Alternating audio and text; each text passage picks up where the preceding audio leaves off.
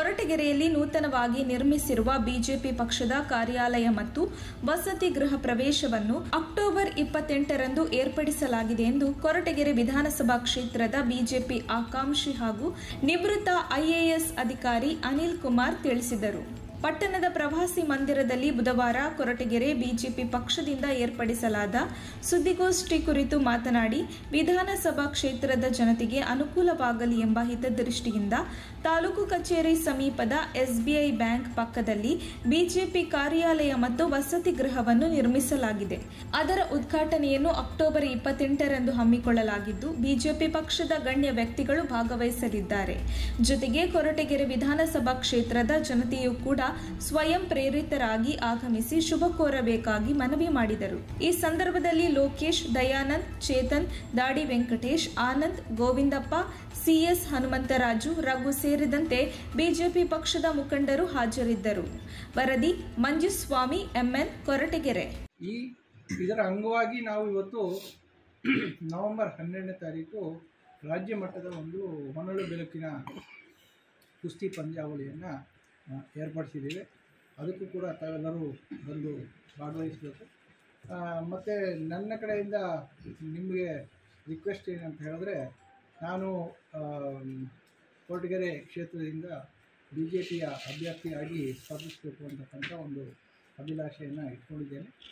ಅದಕ್ಕೆ ಇವತ್ತು 28ನೇ ತಾರೀಕು ಕಾರ್ಯಾಲಯವನ್ನು ಇಲ್ಲಿ ಉದ್ಘಾಟನೆ ಮಾಡ್ತಾಯಿದ್ದೀವಿ.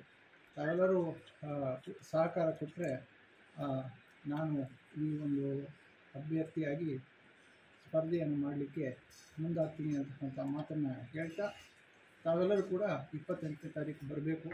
ಮತ್ತು 12ನೇ ತಾರೀಕು ಏನು ಕುಸ್ತಿ ಪಂದ್ಯಾವಳಿ ಇದೆ, ಆ ಕುಸ್ತಿ ಪಂದ್ಯಾವಳಿಗೂ ಕೂಡ ಹೆಚ್ಚು ತಾವು ಪ್ರಚಾರ ಕೊಟ್ಟು ಯುವಕರಿಗೆ, ಅದರಲ್ಲೂ ಸಾಂಪ್ರದಾಯಿಕ ಕ್ರೀಡೆಗಳು ಏನಿದ್ದಾವೆ, ಕುಸ್ತಿ ಮತ್ತು ಖೋ-ಖೋ, ಕಬಡ್ಡಿ, ಮಲ್ಲಕಂಬ, ಇಂತಹ ಏನು ನಮ್ಮ ಪಾರಂಪರಿಕವಾಗಿ ಬಂದಿರತಕ್ಕಂಥ ಸಾಂಪ್ರದಾಯಿಕ ಕ್ರೀಡೆಗಳೇನಿದ್ದಾವೆ ಅವು ಎಲ್ಲ ಒಂದು ಕಡೆ ನಶಿಸಿ ಹೋಗ್ತಾ ಇದ್ದಾವೆ. ಅವುಗಳನ್ನು ಪುನರುಜ್ಜೀವನಗೊಳಿಸಿ ಅದಕ್ಕೆ ಒಂದು ಶಾಶ್ವತವಾಗಿರ್ತಕ್ಕಂಥ ಒಂದು ಸ್ಥಾನಮಾನವನ್ನು ಕೊಡಬೇಕು ಅನ್ನೋ ಒಂದು ದೃಷ್ಟಿಯಲ್ಲಿ ಸಾಂಪ್ರದಾಯಿಕ ಕ್ರೀಡೆಗಳನ್ನು ಉತ್ತೇಜಿಸಬೇಕು ಅಂತಕ್ಕಂಥ ಒಂದು ಅಭಿಲಾಷೆಯನ್ನು ಇಟ್ಕೊಂಡಿದ್ದೀವಿ. ಮತ್ತು ಅದು ಕೂಡ ಒಂದು ಈ ಕ್ರಿತಿಯನ್ ಗೇಮ್ಸ್ನ ಒಂದು ಮೂಲ ಉದ್ದೇಶ ಕೂಡ ಅದಾಗಿರುತ್ತೆ. ಆ ಹಿನ್ನೆಲೆಯಲ್ಲಿ 12ನೇ ತಾರೀಕು ನಾವು ಕುಸ್ತಿ ಪಂದ್ಯಾವಳಿಯನ್ನು ಇಟ್ಕೊಂಡಿದ್ದೀವಿ. ಇದು ಒಂದು ಪ್ರಥಮವಾಗಿರ್ತಕ್ಕಂಥ ಒಂದು ಕಾರ್ಯಕ್ರಮ ನಾವು ರೂಪಿಸಿದ್ದೇವೆ. ಮುಂದೆ ಬರ್ತಕ್ಕಂಥ ದಿವಸಗಳಲ್ಲಿ ಬೇರೆ ಬೇರೆ ಇಂತಹ ಸಾಂಪ್ರದಾಯಿಕ ಕ್ರೀಡೆಗಳಿಗೆ ಉತ್ತೇಜನ ಕೊಡ್ತಕ್ಕಂಥ ಒಂದು ಕಾರ್ಯಕ್ರಮವನ್ನು ರೂಪಿಸ್ತೀವಿ ಅಂತಕ್ಕಂಥ ಮಾತನ್ನು ಹೇಳ್ತಾ, ಮತ್ತೊಮ್ಮೆ ತಾವೆಲ್ಲರೂ ಕೂಡ ಸಹಕಾರ ಕೊಡಬೇಕು ಅಂತ ಹೇಳಿ ಕೇಳ್ಕೊಳ್ತೀವಿ. 28ನೇ ತಾರೀಕು ಕಚೇರಿ ಪ್ರಾರಂಭ ಅಂದರೆ ಕಚೇರಿ ನಿಮ್ಮ ಸ್ವಂತ ಕಚೇರಿನ ಎಲ್ಲ ಪಕ್ಷದ ಕಚೇರಿನ ಬಿಜೆಪಿ ಪಕ್ಷದ ಕಚೇರಿ? ಈಗ ಬಿಜೆಪಿ ಪಕ್ಷದ ಕಾರ್ಯಾಲಯ ಯಾವುದೂ ಈಗ ಸದ್ಯಕ್ಕೆ ಇಲ್ಲ. ಅಲ್ಲಿ ನಾವು ನಮ್ಮ ಕಾರ್ಯಾಲಯಕ್ಕೆ ಬೇಕಾದರೆ ಪಕ್ಷದವರು ಬಂದು ಉಪಯೋಗಿಸ್ಬೋದು. ಅದರಲ್ಲಿ ವ್ಯವಸ್ಥಿತವಾಗಿರ್ತಕ್ಕಂಥ ಒಂದು ಸುಸಜ್ಜಿತವಾಗಿರ್ತಕ್ಕಂಥ ಮೀಟಿಂಗ್ ಹಾಲ್ ಇದೆ. ಮತ್ತು ಅಲ್ಲಿ ಕಚೇರಿ ಇದೆ, ನಮ್ಮ ಕಚೇರಿ ಕೂಡ ಇರ್ತದೆ ಅಲ್ಲಿ. ಅದನ್ನು ಅವರು ಪಕ್ಷದವ್ರು ಬೇಕಾದರೆ ಬಂದು ಬಳಸ್ಕೊಳ್ಬೋದು, ಅದರಲ್ಲಿ ಏನೂ ಅಭ್ಯಂತರ ಇಲ್ಲ. ಬಟ್ ಕಚೇರಿ ಅಂತ ವ್ಯವಸ್ಥೆಯನ್ನು ನಾವು ಯಾವುದೇ ಒಂದು ವ್ಯವಸ್ಥೆ ಇಲ್ಲದೆ ಇರತಕ್ಕಂಥ ಒಂದು ಪರಿಸ್ಥಿತಿಯಲ್ಲಿ ನಾವು ಅದನ್ನು ವ್ಯವಸ್ಥೆಯನ್ನು ಮಾಡಿಕೊಂಡಿದ್ದೇವೆ. ಅದನ್ನು ಯಾರು ಬೇಕಾದ್ರೂ ಬಳಸ್ಕೊಳ್ಬೋದು. ಹುಮ್ಮಸ್ಸಾಗಿ ಬರ್ತಾರೆ, ಒಂದು ಸತಿಗೆ ಅಷ್ಟೇ ಅವ್ರು ಸೀಮಿತ. ಅಕಸ್ಮಾತ್ ಸೋತ್ರೆ ಮತ್ತೆ ಈ ಕಡೆ ತಲೆ ಅದಕ್ಕೇನೆ ಈ ಕ್ಷೇತ್ರದ ದುಸ್ಥಿತಿ. ಅವ್ರನ್ನ ಹೆಚ್ಕೊಂಡು ಹಿಂದೆ ಹೋದ ಕಾರ್ಯಕರ್ತರ ಪರಿಸ್ಥಿತಿ ಆ ಥರ ಆಗ್ತದೆ. ಖಂಡಿತ ನೀವು ಹೇಳ್ತಾ ಇರೋದು ಸತ್ಯ. ಯಾಕಂದರೆ ಹಿಂದೆ ಬಂದಿರತಕ್ಕಂಥದ್ದು ಇತಿಹಾಸ ನೋಡಿದ್ರೆ ಅದೇ ರೀತಿ ಅನಿಸ್ತದೆ. ಆ ಒಂದು ಉದ್ದೇಶಕ್ಕೋಸ್ಕರನೇ ಇವತ್ತು ನಾವು ಸುಸಜ್ಜಿತವಾಗಿರ್ತಕ್ಕಂಥ ಒಂದು ಕಾರ್ಯಾಲಯವನ್ನು ಮಾಡಿರ್ತಕ್ಕಂಥದ್ದು. ಏನಂತ ಹೇಳಿದ್ರೆ ಅಲ್ಲಿ ಶಾಶ್ವತವಾಗಿ ನಾವು ಇರಬೇಕು, ಅಲ್ಲಿ ಕೆಲಸ ಕಾರ್ಯಗಳನ್ನು ಬಿಜೆಪಿ ಕೆಲಸ ಕಾರ್ಯಗಳನ್ನು ಅಲ್ಲಿ ನಡೆಸಬೇಕು ಅನ್ನೋ ಉದ್ದೇಶದಿಂದನೇ ಆ ಒಂದು ಕಾರ್ಯಾಲಯವನ್ನು ಸ್ಥಾಪನೆ ಮಾಡಿರ್ತಕ್ಕಂಥದ್ದು. ಸೇರ್ಪಡೆ ಆಗಿದೆ, ಅಧಿಕೃತವಾಗಿ ಸೇರ್ಪಡೆ ಆಗಿದೆ. ಈಗ ಬಿಜೆಪಿ ಪಕ್ಷದಿಂದ ಈಗ ಮುನಿಯಪ್ಪ ಅವರು, ಲಕ್ಷ್ಮೀಕಾಂತ್, ಉಚ್ಚಯ್ಯ ಅವರು, ಗಂಗನ್ಮಯ್ಯವರು ಇವರೆಲ್ಲರೂ ನಾವು ಅಭ್ಯರ್ಥಿ ಅಂತ ಹೋರಾಡ್ತಿದ್ದಾರೆ. ಈಗ ತಾವು ಕೂಡ ಅಭ್ಯರ್ಥಿ ಅಂತ ಹೇಳ್ತಾ ಇದ್ದಾರೆ. ಯಾರಿಗೆ ಬಿ ಫಾರ್ಮ್ ಸಿಗುತ್ತೋ ಅವರೇ ಅಧಿಕೃತವಾಗಿ ಅಭ್ಯರ್ಥಿ ಆಗೋದು. ಅಲ್ಲಿವರೆಗೂ ಯಾರು ಬೇಕಾದ್ರೂ ಅಭ್ಯರ್ಥಿ ಅಂತ ಹೇಳ್ಕೊಂಡು ಹೋಗ್ಬೇಕು. ಆಕಾಂಕ್ಷಿ ಆಗಿರ್ತಾರೆ ಇನ್ನು ಅಲ್ಲಿವರೆಗೂ ಅಭ್ಯರ್ಥಿ ಆಗಲ್ಲ. ಆಕಾಂಕ್ಷಿಗಳಲ್ಲಿ ತಾವು ಒಬ್ಬರು ಅಂತ ಹೇಳ್ಬೋದು. ಹೌದು, ಬಿ ಜೆ ಪಿ ಯಾವುದೇ ಪಕ್ಷದಲ್ಲಿ ಇರಲಿ ಬಿ ಫಾರ್ಮ್ ಸಿಗೋವರೆಗೂ ಅವರು ಅಭ್ಯರ್ಥಿ ಆಗಲಿಕ್ಕೆ ಸಾಧ್ಯ ಆಗೋದಿಲ್ಲ. ಪಾರ್ಟಿಗಳಲ್ಲಿರ್ಬೋದು ಮತ್ತು ಹಾಲಿ ಇರ್ತಕ್ಕಂಥ ಶಾಸಕರುಗಳು ಇರ್ಬೋದು, ಅವ್ರಿಗೂ ಕೂಡ ಬಿ ಜೆ ಪಿ ಅಥವಾ ಯಾವುದೇ ಒಂದು ಪಕ್ಷದಲ್ಲಿ ಬಿ ಫಾರ್ಮ್ ಸಿಗೋವರೆಗೂ ಅವರೇ ಅಭ್ಯರ್ಥಿ ಆಗ್ತಾರೆ ಅನ್ನೋದು ಯಾರು ಗ್ಯಾರಂಟಿ ಕೊಡ್ತಾರೆ.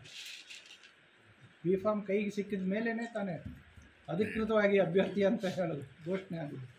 ಅಲ್ಲಿವರೆಗೂ ಎಲ್ಲರದೂ ಅತಂತ್ರ ಸ್ಥಿತಿನೇ. ಕಚೇರಿ ಪ್ರಾರಂಭಗೋಸ್ಕರ ಪಕ್ಷದ ವತಿಯಿಂದ ಎಲ್ಲರನ್ನ ಆಹ್ವಾನಿಸಿದ್ದೀವಿ. ಪ್ರಮುಖರು ಯಾರು ಬರ್ತಾರೆ? ಪ್ರಮುಖರಾಗಿ ನಮ್ಮ ಸಂಸದರು ಇದ್ದಾರೆ, ಮತ್ತು ಚಿತ್ರದುರ್ಗ ನವೀನ್ ಅವರು MLC ಅವರಿದ್ದಾರೆ, ಮತ್ತು ಬೇರೆ ಪಕ್ಷದ ವತಿಯಿಂದ ಮತ್ತು ರಾಜ್ಯ ಮಟ್ಟದಲ್ಲಿ ವರಿಷ್ಠರು ಬರ್ತಾರೆ. ಮುಖ್ಯವಾಗಿ ಭಾಳ ದಿವಸಗಳಿಂದ ನಿಮ್ಮನ್ನೆಲ್ಲ ಭೇಟಿ ಮಾಡಬೇಕಾಗಿತ್ತು. ಸಮಯ ಸರಿಯಾಗಿ ಕೂಡಿ ಬಂದಿರಲಿಲ್ಲ ಅನಿಸುತ್ತೆ. ಅದಕ್ಕೆ ಇವತ್ತು ತಮ್ಮೆಲ್ಲರ ಜೊತೆಗೆ ಕೆಲವೊಂದು ವಿಷಯಗಳನ್ನು ಹಂಚ್ಕೊಳ್ಳಿಕ್ಕೆ ನಾನು ಇಚ್ಛೆ ಪಡ್ತಾ ಇದ್ದೇನೆ. ತಮ್ಮೆಲ್ಲರಿಗೂ ಗೊತ್ತಿರೋ ಹಾಗೆ ಇದೇ ತಿಂಗಳ 28ರಂದು ಶುಕ್ರವಾರ ತಾಲೂಕು ಕಚೇರಿ ಎದುರುಗಡೆ SBI ಬ್ಯಾಂಕಿನ ಪಕ್ಕದಲ್ಲಿ ನಮ್ಮ ಕಾರ್ಯಾಲಯ ಮತ್ತು ವಸತಿ ಗೃಹವನ್ನು ಗೃಹ ಪ್ರವೇಶವನ್ನು ಮಾಡ್ತಾಯಿದ್ದೀವಿ. ತಾವೆಲ್ಲರೂ ಕೂಡ ಬಂದು ಭಾಗವಹಿಸಬೇಕು ಅಂತ ಹೇಳಿ ನಾನು ಪ್ರಥಮವಾಗಿ ನಿಮ್ಮನ್ನು ಕೇಳಲಿಕ್ಕೆ ಇಚ್ಛೆಪಡ್ತೇನೆ, ಆಹ್ವಾನಿಸಲಿಕ್ಕೆ ಇಚ್ಛೆಪಡ್ತೇನೆ. ಎರಡನೇದಾಗಿ ನಾನು ಹೋದ ತಿಂಗಳು ರಾಷ್ಟ್ರ ಮಟ್ಟದಲ್ಲಿ ರಾಷ್ಟ್ರೀಯ ಅಧ್ಯಕ್ಷರಾಗಿ ಇಂಡಿಯನ್ ಪಿಥಿಯನ್ ಕಾಂಗ್ರೆಸ್ ಅಂತಕ್ಕಂಥ ಕೌನ್ಸಿಲ್ ಅಂತಕ್ಕಂಥ ಒಂದು ಸಂಸ್ಥೆ ಇದೆ. ಅದು ಗ್ರೀಸ್ ಮೂಲದ ಒಂದು ಸಂಸ್ಥೆ ಆಗಿದೆ. ಯಾವ ರೀತಿ ನಮ್ಮ ಇಂಡಿಯನ್ ಒಲಿಂಪಿಕ್ಸ್ ಅಸೋಸಿಯೇಷನ್ ಇದೆ ಅದೇ ರೀತಿಯಲ್ಲಿ ಇದು ಇಂಡಿಯನ್ ಪಿಥಿಯನ್ ಕೌನ್ಸಿಲ್ ಅಂತ ಇದೆ. ಇದರಲ್ಲಿ ವ್ಯತ್ಯಾಸ ಏನಂತ ಹೇಳಿದ್ರೆ ಒಲಿಂಪಿಕ್ಸ್ನಲ್ಲಿ ಕ್ರೀಡೆಗಳನ್ನು ಆಡಿಸ್ತಕ್ಕಂಥ ಒಂದು ಇವೆಂಟ್ ಆಗಿರುತ್ತೆ 4 ವರ್ಷಕ್ಕೊಮ್ಮೆ. ಅದೇ ರೀತಿ ಆರ್ಟ್ ಆ್ಯಂಡ್ ಕಲ್ಚರ್ ಅಂದರೆ ಸಾಂಸ್ಕೃತಿಕ ಮತ್ತು ಸಾಂಪ್ರದಾಯಿಕ ಕ್ರೀಡೆಗಳು ಮತ್ತು ಸಾಂಪ್ರದಾಯಿಕವಾಗಿರ್ತಕ್ಕಂಥ ಒಂದು ಏನು ನಮ್ಮ ಇತಿಹಾಸಗಳಿದ್ದಾವೆ. ಪ್ರತ್ಯೇಕ ರಾಷ್ಟ್ರಕ್ಕೂ ಅದರದ್ದೇ ಆಗಿರ್ತಕ್ಕಂಥ ಒಂದು ಕಲ್ಚರ್ ಇರ್ತದೆ, ಅದರದ್ದೇ ಆಗಿರ್ತಕ್ಕಂಥ ಒಂದು ಆರ್ಟ್ ಫಾರ್ಮ್ಸ್ ಇರ್ತವೆ. ಪೇಂಟಿಂಗ್ ಇರ್ಬೋದು, ಲಿಟ್ರೇಚರ್ ಇರ್ಬೋದು, ಮ್ಯೂಸಿಕ್ ಇರ್ಬೋದು, ಪರ್ಫಾರ್ಮಿಂಗ್ ಆರ್ಟ್ಸ್ ಇರ್ಬೋದು, ಇಂಥದಕ್ಕೆಲ್ಲನೂ ಕೂಡ ಅದರದ್ದೇ ಆಗಿರ್ತಕ್ಕಂಥ ವಿಶಿಷ್ಟತೆ ಇರ್ತವೆ ಪ್ರತಿಯೊಂದು ರಾಷ್ಟ್ರದಲ್ಲೂ. ಅದನ್ನು ಒಂದು ವಿಶ್ವ ಮಟ್ಟದಲ್ಲಿ ವರ್ಲ್ಡ್ ಪಿಥಿಯನ್ ಕೌನ್ಸಿಲ್ ಅಂತ ಹೇಳಿ ಒಂದು ಸಂಸ್ಥೆಯನ್ನು ನಾವು ಪ್ರಾರಂಭ ಮಾಡಿದ್ದೇವೆ. ಇದರಲ್ಲಿ ಪಿಥಿಯನ್ ಗೇಮ್ಸ್ ಅಂತಕ್ಕಂಥದ್ದು ಅಂದರೆ ಪರ್ಫಾರ್ಮಿಂಗ್ ಆರ್ಟ್ಸಲ್ಲೇ ಇರ್ಬೋದು, ಮ್ಯೂಸಿಕಲ್ಲೇ ಇರ್ಬೋದು, ಅದರಲ್ಲಿ 4 ವರ್ಷಕ್ಕೊಂದು ಸಾರಿ ಆಗ್ತಕ್ಕಂಥ ಒಂದು ಕ್ರೀಡೆ. ಇದರ ಮೂಲ ಮತ್ತೆ ಅದು ಗ್ರೀಸ್ನಿಂದನೇ ಉದ್ಭವ ಆಗ್ತದೆ. ಡೆಲ್ಫಿ ಅಂತಕ್ಕಂಥ ಒಂದು ಜಾಗ ಏನಿದೆ, ಎಲ್ಲಿ ಒಲಿಂಪಿಕ್ಸ್ ಉದ್ಭವ ಆಗುತ್ತೆ, ಅದೇ ಊರಿನಲ್ಲಿ ಮೊದಲು ಸ್ಪೋರ್ಟ್ಸ್ ಜೊತೆಗೆ ಪರ್ಫಾರ್ಮಿಂಗ್ ಆರ್ಟ್ಸು, ಕಲ್ಚರಲ್ ಈವೆಂಟ್ಸು ಎಲ್ಲನೂ ಕೂಡ ನಡೀತಾ ಇತ್ತು ಜೊತೆಯಲ್ಲಿ. ಆದರೆ ಮಧ್ಯದಲ್ಲಿ ಎಲ್ಲ ಬಂದಾಗಿತ್ತು.